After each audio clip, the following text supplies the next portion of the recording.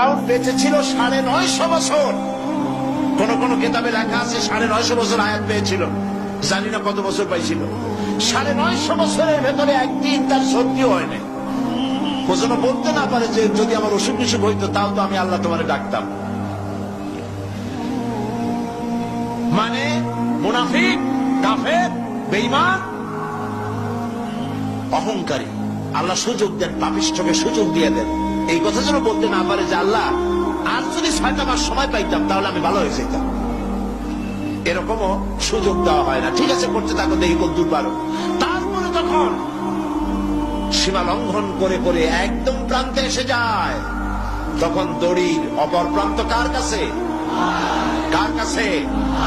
ঘুড়ি যত উপরেই ওড়ে, ঘুড়ির লাটায় ওর পেছনে একটা সুতা আছে, সেই সুতাটা আরেকজনের হাতে, ঠিক না?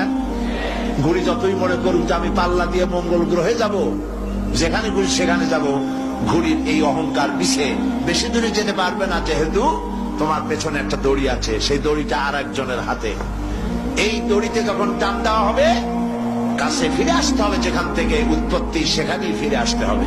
ক্ষমতায় যে যখন থাকে তখন চতুর্দিকে অন্ধকার দেখে, মনে করে যে এ ক্ষমতা আর আমার হাত থেকে যাবে না, যা খুশি তাই করব। কিন্তু তোমাকে